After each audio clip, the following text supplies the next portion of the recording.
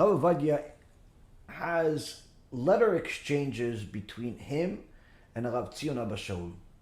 Now, you would think that when you write an halachic book, you're going to have, listen, I think A. What do you think? I think B. What do you think? Well, I think A because B is wrong. I think A because of this. And that's how people think. When people don't learn Torah, they assume a lot of things. And that's actually one of the things that Rav Chaim said today in a shiur, which is really the biggest epidemic of the generation, is not a coronavirus. It's not even heresy. It's not Christianity. It's not. You know what it is? It's ignorance. That's the biggest epidemic of the generation. People are so ignorant in today's world that not only do they not know what the truth is, but they're at a point of such arrogance where they assume that they know the truth simply by reading a title, simply by knowing what the subject entails, simply by hearing a name. And many times you'll see comments under my own shiurim of these special people, special in a more referring to like special ed really, but special people that you just published a shiur. The shiur is 2 hours, and they make a comment already within 30 seconds of publication about what they think. Why? Because they didn't watch the shiur, and they just read the title and assumed they understood the whole thing. The best yet is these chutzpanim, these rude people that have a lot of nerve, that don't stop sending me questions about things that I've discussed in the shiur without them actually watching the shiur. Like, they just send questions nonstop, and we try our best to answer, but I think we're going to have to change that policy, because it's literally killing me already, how many questions we have to deal with every day, and to simply not answer questions of people that do not watch our shiurim. Why? Because the reality is, if you watch our shiurim, most of the questions you have, you will find it in the shiurim, Baruch Hashem. That's the siyata d'ishmaya that Hashem gives us. That's Baruch Hashem, the Torah itself. And most importantly, that's really the way it's supposed to be. You cannot just go to a rabbi, ask him 500 questions, and never read any of his books, never watch any of his shiurim, never do anything, and just think that he works for you. And that's unfortunately what people do. And in essence, what ends up happening is that these very same types of people, they go to not only my shiurim, but I'm sure many other rabbi shiurim that allow comments and questions and so on, and they don't even watch the clip, they don't watch the shiur, but they immediately give you their opinion.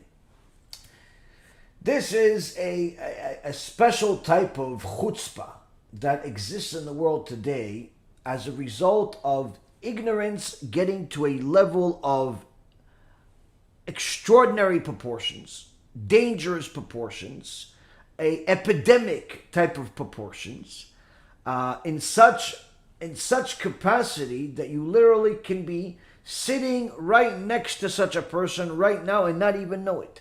You may even be one and not even know it. Now, if you're watching my shiurim on a regular basis, you're typically not one. Why? Because at least you're making the effort to learn. If you're watching even other rabbis' shiurim on a regular basis that are good rabbis, that are honest speakers, you're also most likely not one of them, because at least you're making the effort to learn. But there are many people that just simply assume that they already know.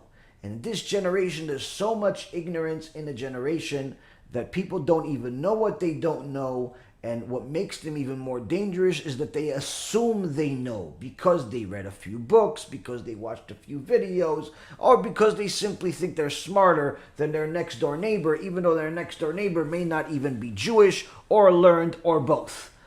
Now, the reality is, Rabotai, is that in any part of life, when you want to make it in life, when you want to succeed in life, you're never going to compare yourself to the losers unless you want to be a loser. What do you compare yourself to? You compare yourself to the best.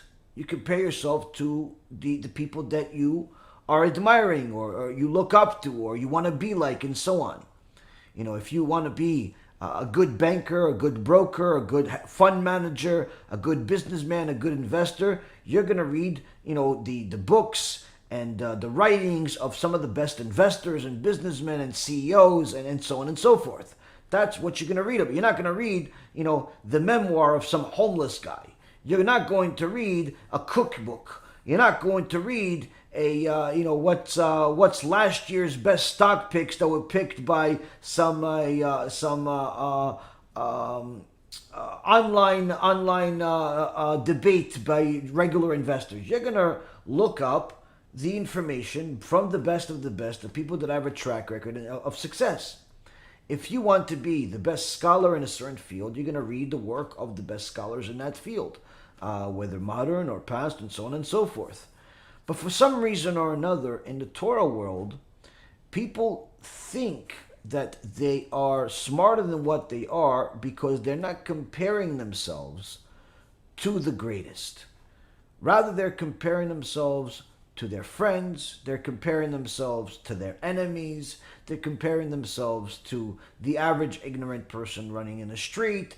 They're not comparing themselves to the sages. One reason is because they feel these people are more like they're so far removed, they're so far away from me, there's really no comparison, we're not in the same field. Or perhaps they are in the complete opposite spectrum where they think, no, there's really, it's just the only advantage that Rav Ovadia has on me and Rav Ben Zion Abba Shaul and all these others have on me is they learned for longer. So I really can't compare myself to them now because they were, 90 years old and 80 years old and I'm only 25 and 35 and 45, so I'll only compare myself to them later on.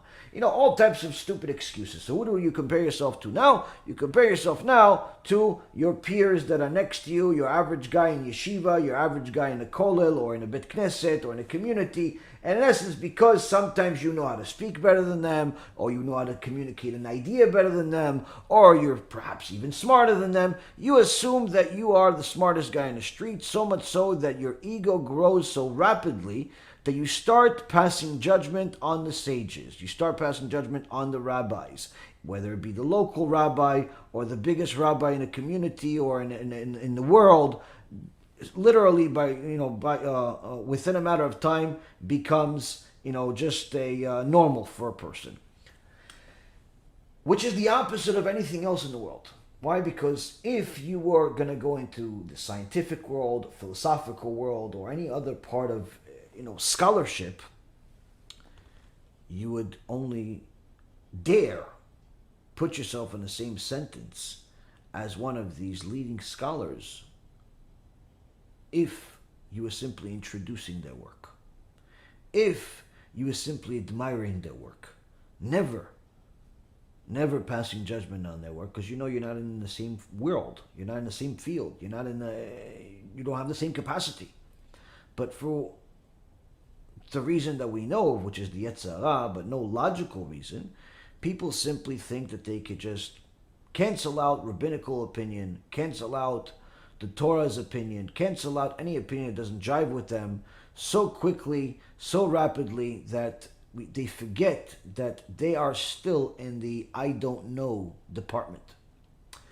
And many of them end up making mistakes because they assume that it's all based on acquiring knowledge, and if you just read enough books, therefore you will know. They don't realize that the Torah is not something that's acquired as a result of reading books, but rather the Torah is something that's gifted to you from HaKadosh Baruch Hu as a result of the sacrifices you make for it, part of which are learning books, part of which are more than just learning books. Physical sacrifice, spiritual sacrifice.